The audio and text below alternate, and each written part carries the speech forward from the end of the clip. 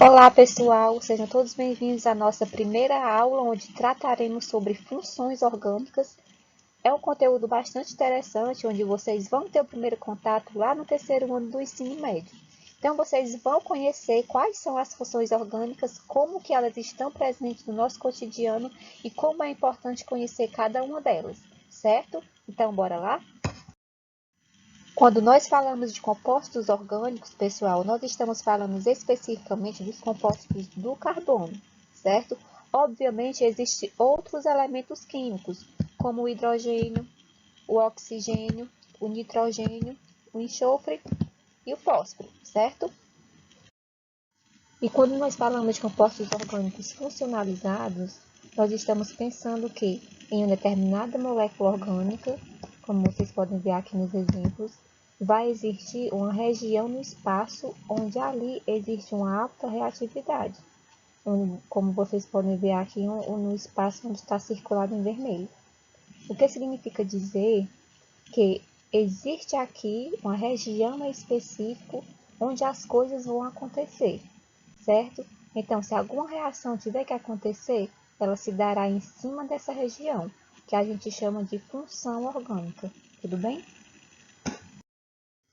Bom, pessoal, mas vale também lembrar que no início do estudo da nossa química orgânica, vocês começaram a estudar, a ver os compostos chamados de hidrocarbonetos, lembram? Vocês viram lá com o professor Leonardo? Então, os hidrocarbonetos são compostos derivados principalmente do petróleo e que em suas estruturas existem apenas dois elementos, o elemento carbono e o elemento hidrogênio, certo? Então, são compostos orgânicos derivados principalmente do petróleo, onde em suas estruturas vai existir apenas carbono e hidrogênio. Então, podemos dizer que os hidrocarbonetos são compostos não funcionalizados, certo? Como vocês podem ver aqui no exemplo. O metano, o etano e o propano, em suas estruturas existe apenas o elemento químico carbono e o hidrogênio, certo? Então, são compostos não funcionalizados. Então, a partir daí, podemos iniciar os nossos estudos sobre as nossas queridas funções orgânicas, certinho? Então, bora lá?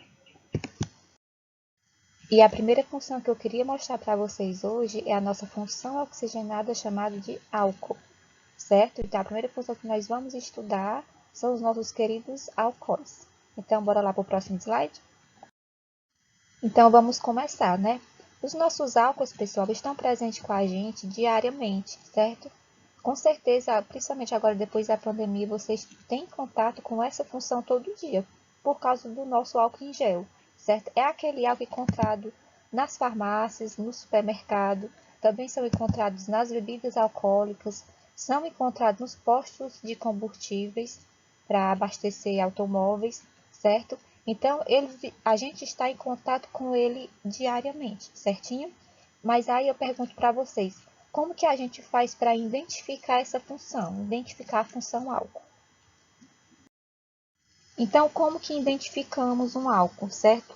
Isso é super importante, pessoal, porque muita gente acaba confundindo e simplesmente fala que para ser um álcool, basta ter um hidroxila pendurado conectado a um carbono. E não é tão simples assim, certo?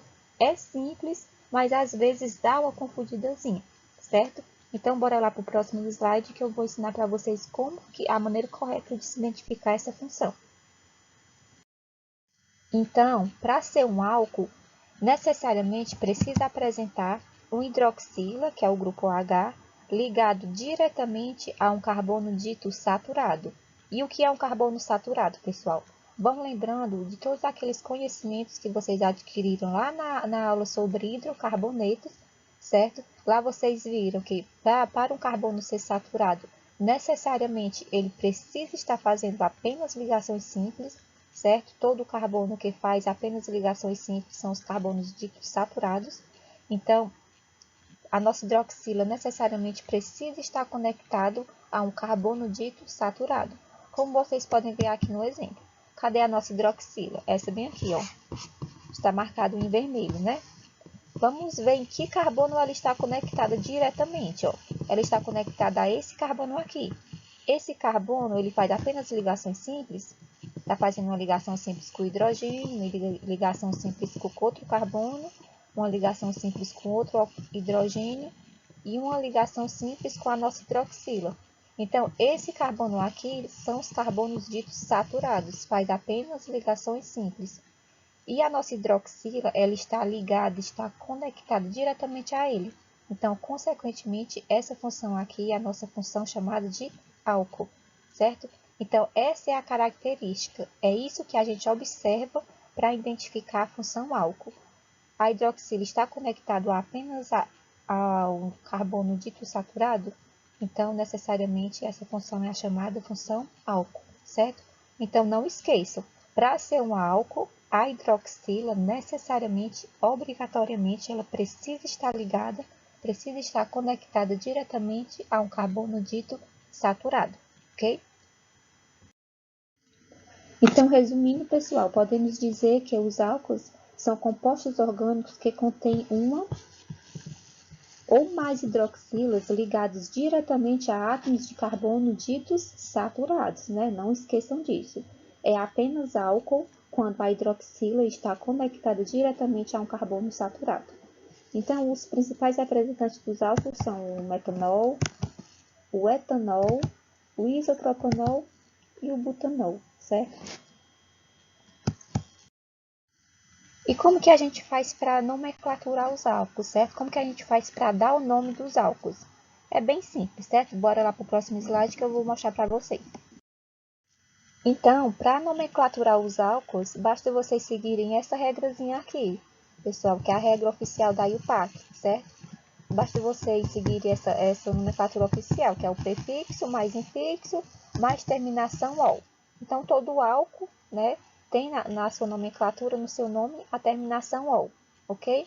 Então, para vocês nomenclaturarem qualquer função orgânica, né, vocês têm que ter aprendido todas aquelas regrazinhas lá dos hidrocarbonetos, como que dá o nome, né, dos hidrocarbonetos.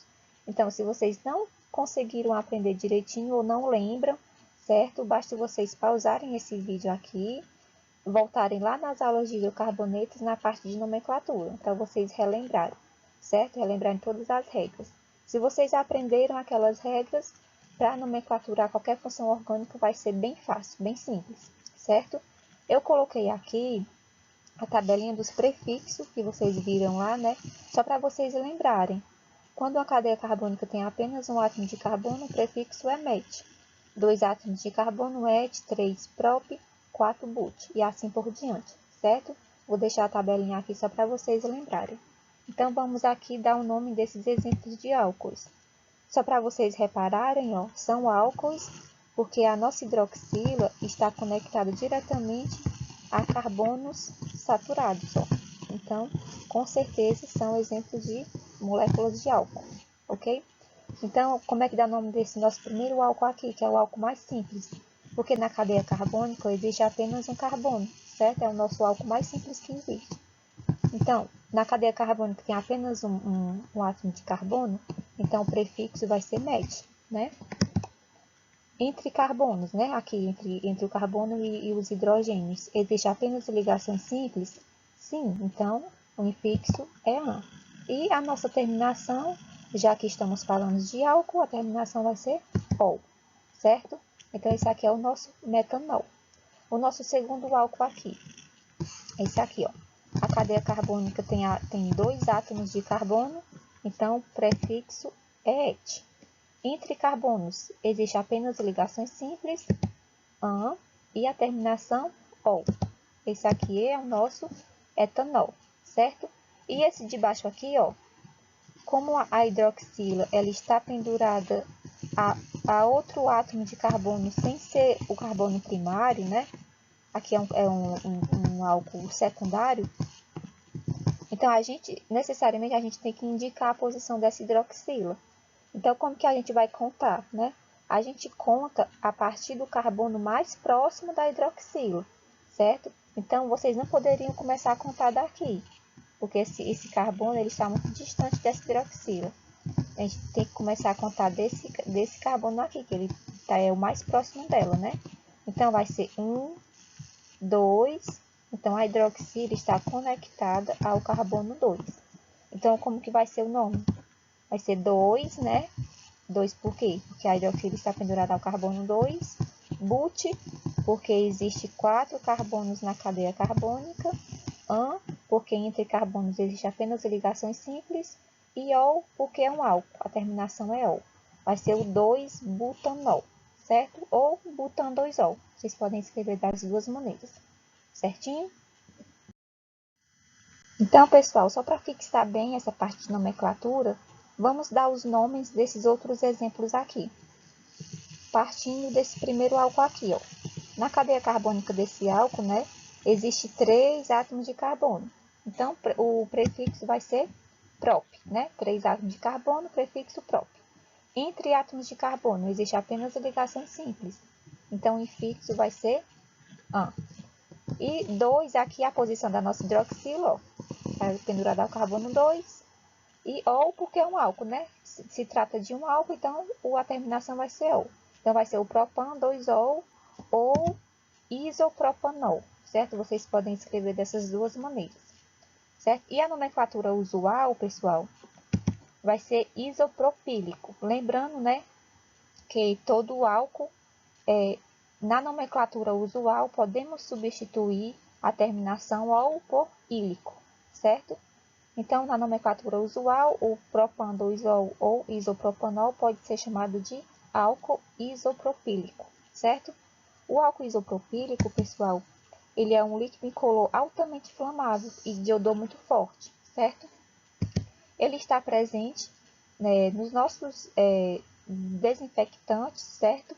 E também nos antissépticos que a gente encontra nas farmácias, né? Ele também tem uma quantidade aí nesses antissépticos, certo? E esse aqui de baixo, pessoal, como que a gente dá a nomenclatura deles, ó. Ó, repare que a hidroxila está pendurada ao carbono primário. Então, não necessariamente vocês não precisam indicar a posição dela, certo? Está conectada ao carbono primário. Na cadeia carbônica, existe 4 átomos de carbono, né? Então, se existe 4 átomos de carbono, então o prefixo vai ser but. Entre carbonos aqui, ó, existe apenas ligações simples. Então, o infixo an e a terminação ol, porque é um álcool. Então, esse aqui vai ser o álcool butanol ou álcool butílico, que é a nomenclatura usual. Lembrando novamente que a gente pode substituir a terminação ol por ílico na nomenclatura usual, que a gente usa no dia a dia, certo? Então, esse aqui é o nosso álcool butílico. O álcool butílico, pessoal, ele é utilizado como solvente e também como combustível, certo? Então, está presente aí nas fábricas, né, de tinta, é muito utilizado como solvente, certinho? Então, vamos seguir, né? Bom, pessoal, e quais são os álcools mais comuns, né, que a gente encontra no nosso dia a dia? Nós temos aqui o nosso álcool mais simples, que é o nosso metanol, ou álcool metílico, né? Lembrando mais uma vez que podemos trocar a terminação ol pela terminação ílico na nomenclatura usual. Então, o nosso álcool metílico, pessoal, é um álcool bastante interessante, é um líquido incolor muito tóxico, certo? Usado como combustível de jato, como solvente. Então, é um álcool bastante interessante, porque ele serve como combustível nos carros da Fórmula Indy, certo? Não sei se vocês já viram as corridas da Fórmula Indy, o álcool metílico, ele serve como combustível desses carros. E é um álcool bastante interessante porque a sua queima, né, o seu processo de combustão cai fora do visível, certo? O espectro visível lá, o seu processo de queima cai fora do visível. Então, a sua chama é invisível, a gente não consegue ver quando esse álcool está pegando fogo, certo? Então, se acontecer algum acidente nessas corridas, se vocês já chegaram a ver algum acidente nessas corridas, o piloto sai lá em chamas, né? O carro em chamas, a gente não consegue enxergar, justamente porque o seu processo de queima, ele cai fora do visível, certo? E esse álcool também é um álcool que jamais pode ser ingerido, porque ele é altamente tóxico, certo, pessoal? É muito perigoso, porque dependendo da sua quantidade, ele primeiro leva à cegueira, certo? Ele causa neuropatia óptica, e dependendo da sua quantidade no organismo, ele pode levar à morte, certo? Então, ele causa cegueira e, consequentemente, dependendo também da sua quantidade, pode levar à morte. Então, é um álcool extremamente tóxico, muito perigoso, certo? Então, bastante cuidado aí, pessoal. E um outro álcool aí bastante manjado, né, entre todo mundo, né, acho que todo mundo já conhece, é o nosso etanol, ou álcool etílico, né, que é o nosso álcool combustível, né, serve como combustível para os automóveis, também utilizado na mistura com a gasolina, também é utilizado como nosso álcool hidratado, que é o nosso álcool em gel, né, utilizado também nas bebidas alcoólicas, né, então é um álcool bastante manjado, acho que todo mundo já ouviu falar dele, certo? Que é utilizado na fabricação de bebidas alcoólicas, como eu já falei, como combustível também na limpeza, né? Como desinfectante. Então, gente, é um álcool bastante interessante. E no Brasil, esse álcool ele é produzido pela fermentação dos açúcares, né? Que vem lá da cana-de-açúcar, certo? Então, a gente pega um montão de cana-de-açúcar, né? Extrai a tal da garapa e através, então, da sua fermentação, né? Com algumas outras bactérias, principalmente as do tipo Saccharomyces, ele vai aí gerando CO2 como produto e o nosso etanol, certo?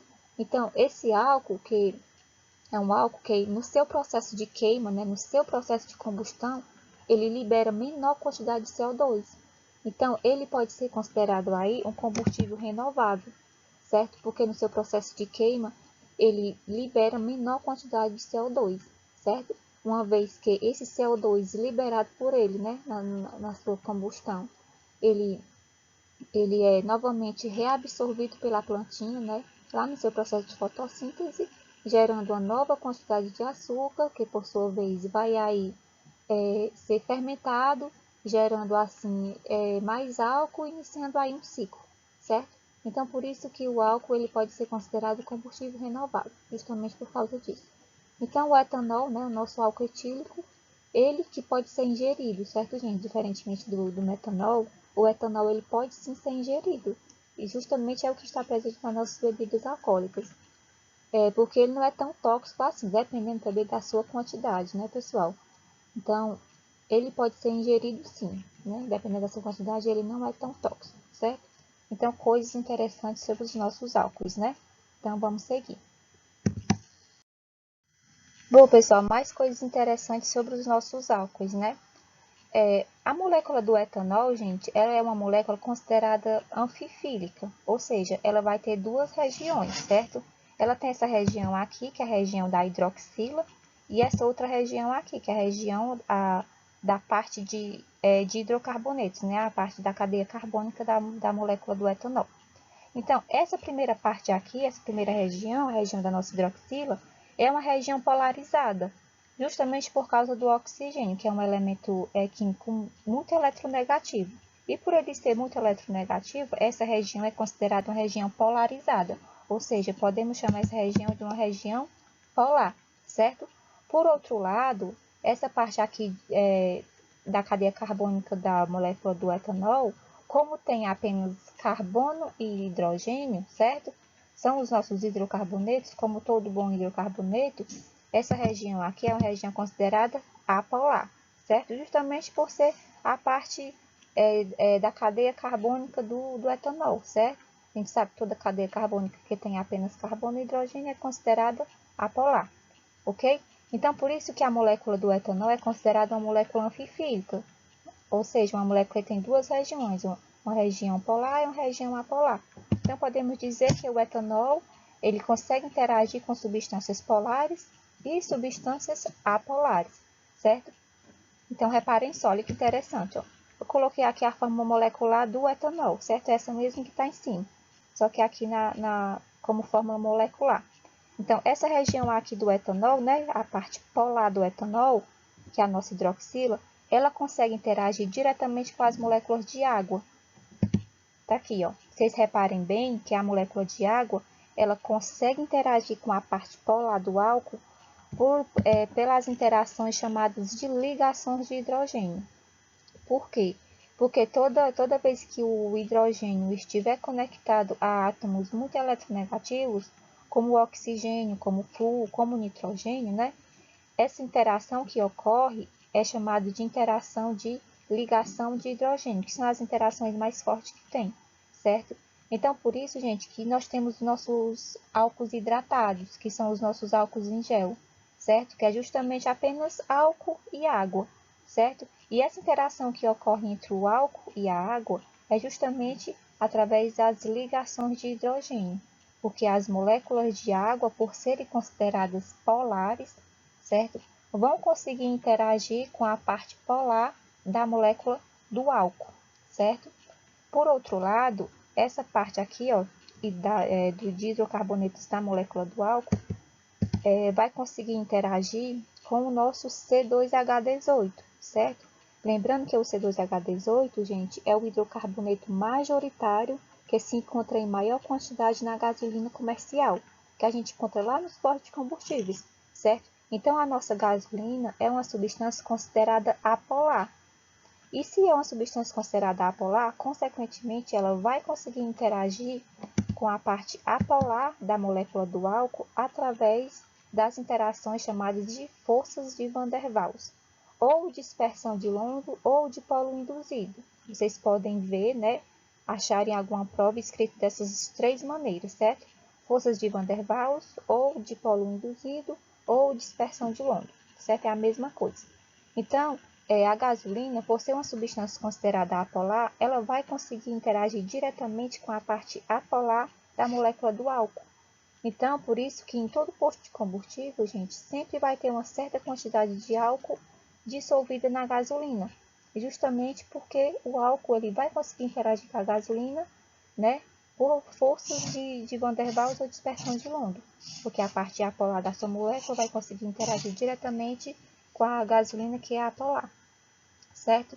Então, por isso que o álcool é tão interessante, né, e tão importante vocês compreenderem as suas características, porque o álcool é uma função química que cai bastante nas provas dos vestibulares, nas provas do Enem, principalmente, certo? E o etanol, para mim, é considerado o mais importante. Tanto vocês reconhecerem, né, como identificar a função álcool, vocês reconhecerem a forma molecular do etanol e também saberem que é uma molécula anfifílica, vai interagir tanto com substâncias polares como com substâncias apolares, certo? Então, é bastante importante vocês compreenderem todas essas características do etanol, certo? Então, vamos seguir, né?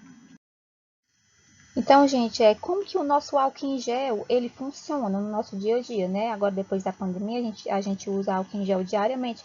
Como que ele funciona para inativar o vírus SARS-CoV-2, que é o vírus da Covid?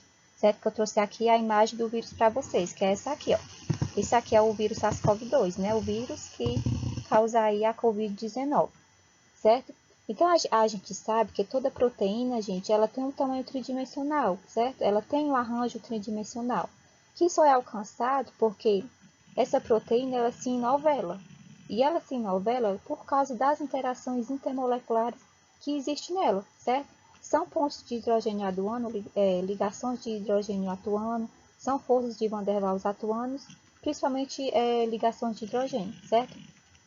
Que mantém o inovelamento dessas moléculas. E o que o álcool faz?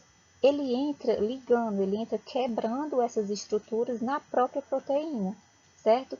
Então, ele quebra essa proteína e toda a sua conformação ela é desestruturada, certo? Ele desestrutura o vírus SARS-CoV-2, inativando o vírus, certo? Então, onde o álcool vai interagir? Ele vai interagir justamente em toda essa camada aqui, ó, que reverte o material genético do vírus. Essa camada aqui amarela, que é a chamada bicamada fosfolipídica, certo? Então, vou colocar aqui na maneira mais ampliada. Então, toda essa camada aqui, ó, que é a bicamada fosfolipídica, é essa parte aqui, ó, certo? Ela é desse jeito. Essa cabecinha aqui, ó, que é essas bolinhas amarelas, é a parte polar dessa bicamada fosfolipídica, certo? É a parte polar. E essa aqui, essas caudas aqui no meio, que está ligando uma cabeça à outra, é a parte apolar dessa bicamada, certo? Então, como a gente aprendeu que o álcool, né, é uma substância anfifílica, ele interage tanto com partes polares como com partes apolares, certo? O álcool ele vai interagir justamente aqui, através das ligações de hidrogênio e através das forças de dispersão de London ou forças de Van der Waals, certo? Ele vai interagir bem aqui, ó, tá aqui o álcool entrando, ó. Ele vai interagindo, olha, quebrando, desestruturando essa proteína por dentro, ó. Vai desestruturando toda essa bicamada fosfolipídica, vai quebrando, certo? E, consequentemente, como ele quebra toda essa bicamada aqui de proteção do material genético do vírus, ele desestrutura todo o vírus, toda a sua conformação, inativando assim o vírus, certo? Então, é assim que o nosso álcool em gel ele funciona, gente. Ele interage com essa bicamada fosfolipídica, né, através das interações, as forças intermoleculares, principalmente ligações de hidrogênio e das forças de Van der Waals, porque a parte apolar do etanol vai interagir bem aqui, ó, nessas caudas, né, que é considerada apolar também, e a parte polar do nosso álcool, do nosso etanol, vai interagir com essas pontas aqui, ó, da cauda. Então, ele vai desestabilizar e quebrar toda essa bicamada fosfolipídica, certo? Consequentemente, vai desestruturar todo o vírus, atrapalhar toda a vida do vírus, certo? Por isso que é importante a gente usar o álcool em gel, certo? Porque é assim que ele vai funcionar, certinho? Então, só para finalizar aqui a nossa aula, né, pessoal? Os nossos álcools, eles são comercializados como álcool em gel, porque essa formulação possui maior resistência ao escoamento. Por isso que os médicos, eles orientam a gente a utilizar álcool em gel por causa do escoamento, certo? Tem mais resistência. Também, outra ação curiosa dos álcools, ele desestrutura a membrana biológica do vírus, como a gente viu, né? Ele desestrutura justamente toda aquela parte que reverte o material genético do vírus, inativando assim, atrapalhando assim toda a sua vida, certo? Por isso que ele é importante. Ele também atua sobre outros vírus envelopados, não só no SARS-CoV-2, né? Mas ele desestrutura todas as proteínas que compõem os vírus aí envelopados, certo? E o álcool também ele interfere nas interações intermoleculares que mantêm o arranjo estrutural e novelado da proteína e sua funcionalidade, certo? Por isso que o álcool é tão importante assim, certo? Principalmente o etanol. Essa foi a literatura utilizada na construção da aula de vocês. Se vocês quiserem aprofundar mais o conteúdo, podem ficar à vontade para acessar esses livros. E na próxima aula, pessoal, a gente se encontra mais uma vez. A gente vai dar continuidade aí nos estudos sobre as funções oxigenadas, certo? A gente vai estudar um pouquinho aí sobre o que é enol e o que é fenol, certo? Ver a diferença de um do outro e também dos nossos álcools que a gente aprendeu hoje. E eu espero vocês na próxima aula, certo? Bons estudos e até mais!